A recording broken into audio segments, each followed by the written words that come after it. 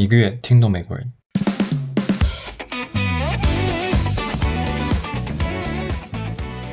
Hello, everyone, and welcome back to Everyday English Academy, where we make English simple and enjoyable. I'm Sarah. And I'm Mike. Hello to all of our wonderful listeners wherever you are in the world right now. So, Mike, I heard you're going on a trip soon? Yes, I'm going to Spain next month. I'm so excited. Oh, that's amazing. So you must be a pretty good traveler, right? Of course, I'm a great traveler. I know exactly what to do at the airport, on the plane, everything. Oh, really? Okay, let me test you then. Test me. Okay, sure, go ahead.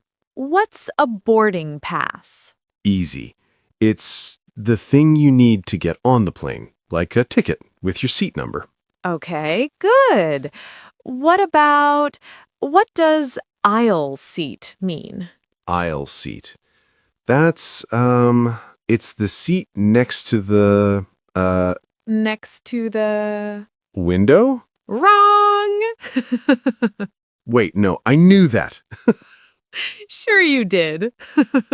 Mr. Great Traveler doesn't know what an aisle seat is? Okay, maybe I need a little help. And that is exactly why we're here today, because traveling can be stressful, especially if you don't know the right English words. That's true. Even if your English is good, airports have their own language. They really do. So today, we're going to walk you through the whole travel experience, from packing your bag at home to arriving in a new country. And we'll teach you the most important words and phrases you need. Real, practical English that you can use on your next trip. So, listeners, have you ever been confused at an airport? Maybe you didn't understand something and you just smiled and said yes? Oh no, don't look at me like that.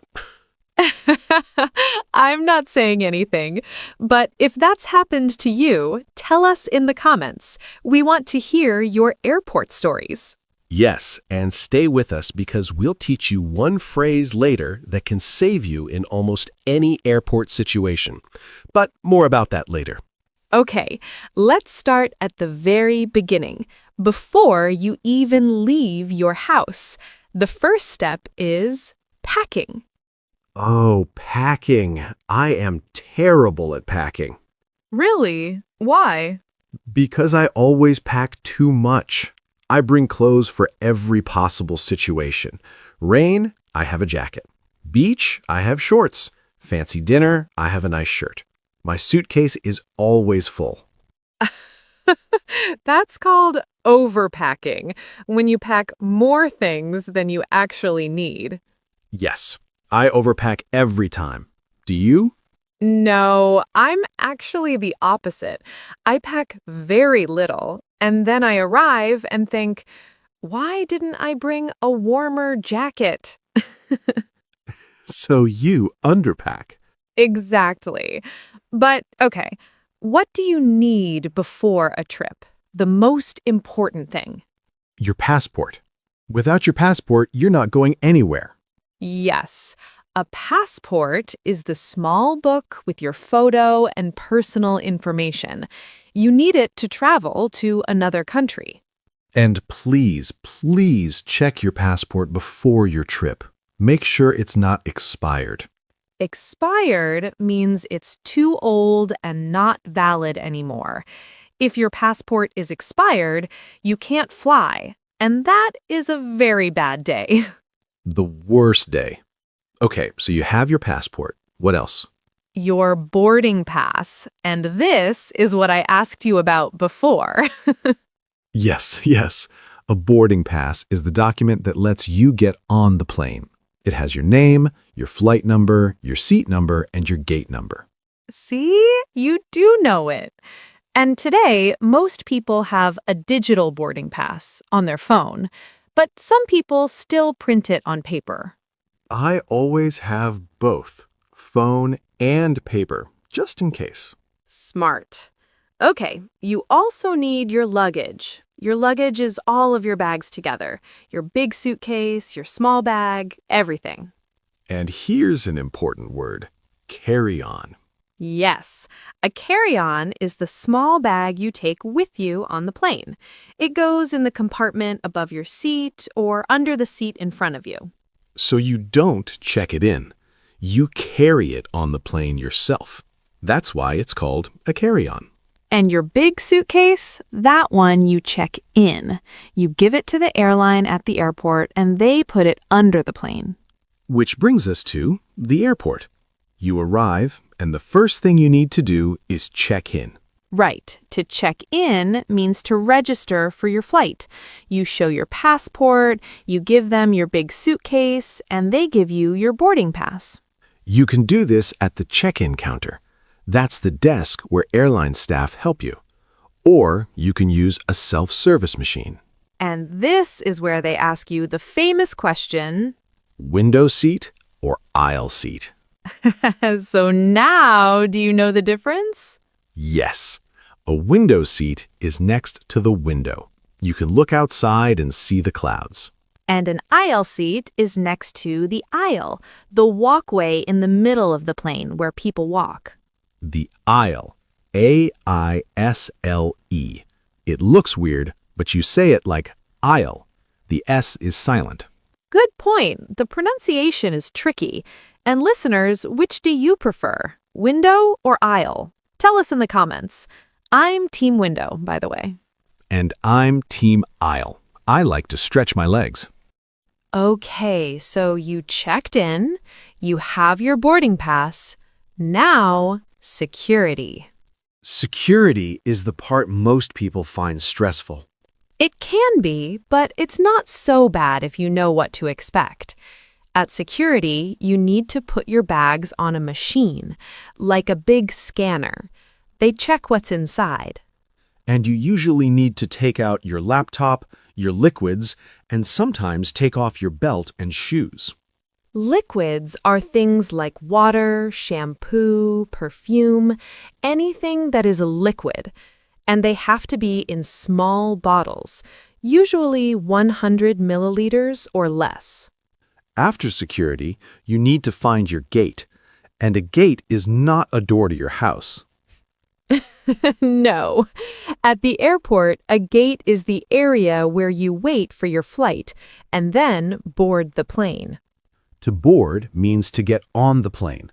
So when they say, now boarding at gate 15, it means go to gate 15 and get on the plane.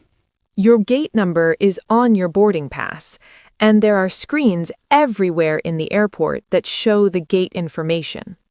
And sometimes your gate changes, so always check the screens. Yes, that happened to me once. I was sitting at gate 12, relaxed, drinking coffee, and my flight moved to gate 35 on the other side of the airport. Oh no, did you make it? I did, but I was running with my coffee. Not fun. Now, sometimes you look at the screen and you see a word that nobody wants to see. Delayed. Delayed. When your flight is delayed, it means it's late. It's not leaving at the planned time. You might hear, "We're sorry, your flight has been delayed by 2 hours." And then you just wait. And wait. And wait. It's not great, but it happens. And here's another word, layover. Oh, that's a good one. A layover is when your journey has a stop in the middle.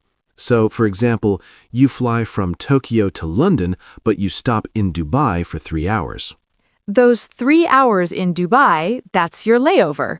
You wait at the airport and then take your next flight. Some people love long layovers because they can explore the airport, eat, shop. And some people hate them because you're stuck in an airport. True. Okay, let's get on the plane. You find your seat, sit down, and then what? Well, the flight attendants will help you. Flight attendants are the people who work on the plane. They help passengers, serve food and drinks, and explain safety information. And there are some useful phrases for the plane. If you need something, you can say, "Excuse me, could I have some water, please?" Simple and polite. Or if you need to get past someone, "Excuse me, can I get through?" That means you want to pass them in the aisle. And if you don't understand something, here's that phrase I promised, the one that can save you anywhere. Oh yes, what is it? Sorry, could you say that again, please? That's it? Yes, it's simple, polite, and it works everywhere. At the check-in counter, at security, on the plane, at immigration. If you don't understand, just say, "Sorry, could you say that again, please?" You know what? You're right. That is the most useful phrase for any traveler. Nobody will be angry. People want to help. You just need to ask. Okay, so the plane lands, you arrived. Now what? First, you go through immigration. Immigration is the control area where officers check your passport and ask why you're visiting. They might ask, "What is the purpose of your visit?" And you can say, "I'm here on vacation," or "I'm here for business." Keep it simple and honest. Don't be nervous. It's usually very quick. And sometimes they ask, "How long are you staying?" You just say 5 days or 2 weeks. Easy.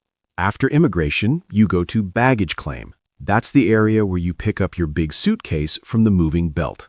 The moving belt, that long thing that goes around and around with everyone's bags on it. And you stand there watching bags go by thinking, "Is that mine? No. Is that mine? No." And then you see yours and you feel so happy. After baggage claim, you might go through customs. Customs is where they check if you're bringing anything into the country that isn't allowed. Usually, if you have nothing special to declare, you just walk through the green channel. Easy. And then you're out. You're in a new country. Congratulations! The adventure begins.